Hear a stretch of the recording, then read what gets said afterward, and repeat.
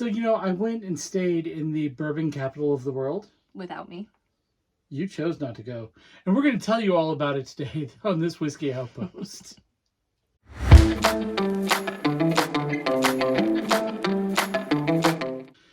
So, I've been talking about doing the bourbon trail for a while here on the channel. And I finally got the chance to go, and I created this perfect Bardstown tour.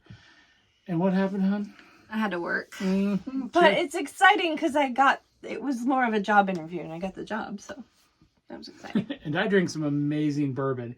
We're going to talk about the day over probably a couple episodes. Today we're really going to focus in on Bardstown Bourbon Company because we stayed in Bardstown, which is, like I said, it calls itself the bourbon capital of the world. I think there are probably some places between Louisville and Lexington that might get into a fist fight with Bardstown over that, but there were a number of distilleries kind of right there in that area. And we started the day at Bardstown Bourbon Company. So you took a tour, right? We did, yeah. So we got there. It was the Rick House Thieving Tour. They've got a couple.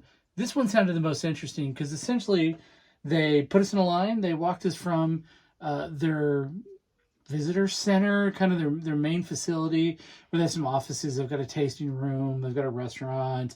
They've got a very tall column still, They walked us from there out into the Rick House, where there were 3 barrels that were sitting there aging. Our tour guide had a thief and stuck it into barrels that were maturing and gave us all samples. So really would have loved it if you would have been there so I could have drank your sample and mine.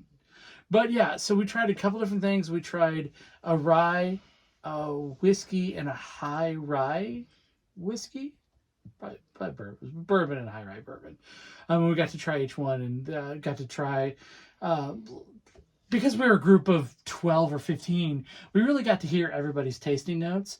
And surprise to me was not the biggest bourbon nerd in the group, which was cool, because there was a guy standing next to me, and we really got into like the banana and rye and like bubblegum flavors and whiskey and all this kind of thing. It was cool to hang out with people that were as nerdy or more nerdy about drinking than I am. So, the thing about Bardstown is it's just like, I think it's only like 10 years old, their facilities, and they're expanding all the time. They're building new rick houses, but their visitor center is just like, it's like the Apple iStore of distilleries. It's very modern, it's very clean, it's very bright, and the drinks were good. The thing that I find that's interesting is they are definitely moving towards making their own stuff. Whereas when they started, I think a lot of it was a lot of blends. So a lot of, like their Discovery series, I think is a lot of follows a lot of those lines. And then, of course, they ended in the gift shop. We got these cool Bardstown glasses as part of it. We carried this around, did tastings from it, and then they gave us a clean one in the gift shop after we were done gift shopping. I really enjoyed the drinks there. They're very expensive. The distillery-only bottle was $200.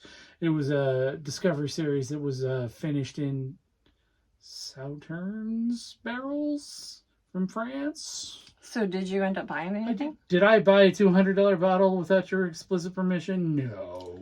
No, I did not. I actually didn't come away with anything from there. I didn't know if that was like the pricey bottle and you bought a cheaper bottle, but no, you did not buy anything. They did have cheaper bottles, but the cheaper bottles were like $150 if you wanted something from Bardstown. And then they had some Green River, because I kept seeing Green River all over Kentucky, and I wanted to buy a bottle and didn't. And so, but I didn't. I couldn't. It was our first distillery of the day, and I didn't want to buy $150. Yeah, because that was, you had a budget. You could have done it, but you didn't want to blow it on the first. Yeah, I didn't know if I was going to find something amazing somewhere else. And spoiler alert, I went to Buffalo Trace the next day, and I spent a significant amount of money there. Significant. But yeah, so, I really enjoyed it. I can't say enough nice things about the tour. I'm very glad I did it. I would definitely do it again. I would hang out in the Rick House and drink straight from their barrels all day, every day if I could. So, for a person that doesn't drink but does vacation with you, like, what would you say to all the friends and family out there? Is it worth them taking the tour? Like, is there some cool history or stuff like that out there too? Yeah. So if you're interested in business, like, you get to kind of hear how they're growing. Bardstown seems to be kind of the plucky new kids on the bunch, and they seem to they're into expansion. I mean, they're growing. They're building new rick houses all the time. They've almost built. I think they're at capacity almost on the number of rick houses they can have on their current, like, 100-acre property, and they have another like 200 acres that they're now building rick houses on. The funny thing is, Bardstown seems to have building codes that don't allow you to build as large rick houses as you could in Loretto or some of the other places we looked at. But because I think Heaven's Hill still has the largest rick house. So you had the tour. Had the tour.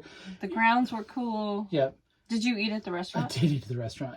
So, another channel, and I can't remember which one, said that they had the best chicken sandwich in their life at the Bardstown Bourbon Company restaurant.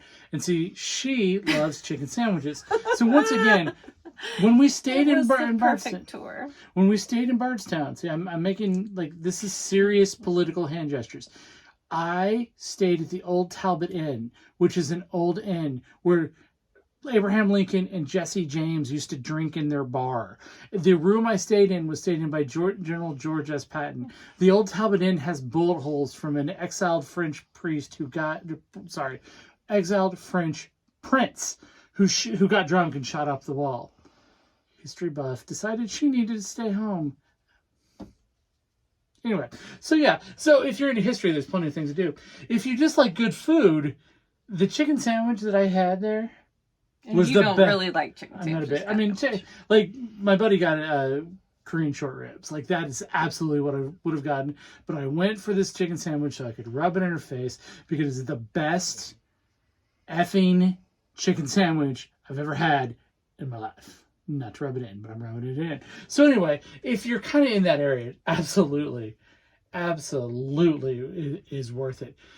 But if you're doing the Bourbon Trail, Bardstown was 35-ish minutes from Louisville, from downtown Louisville, maybe 40.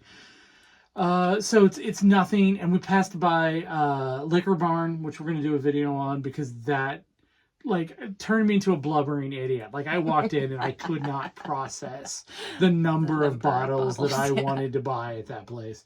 Like, and so we got to go there. We drove into Bardstown, the history, the alcohol. I mean, it was a haunted. The hotel's also haunted. Yeah. So anyway, Whiskey Outpost, you know what to do. Like, subscribe, tell your friends, hit the bell. Go outside and scream to the wind that Whiskey Outpost is the best. I don't care. Do what you do. But until next time, thanks, Bardstown.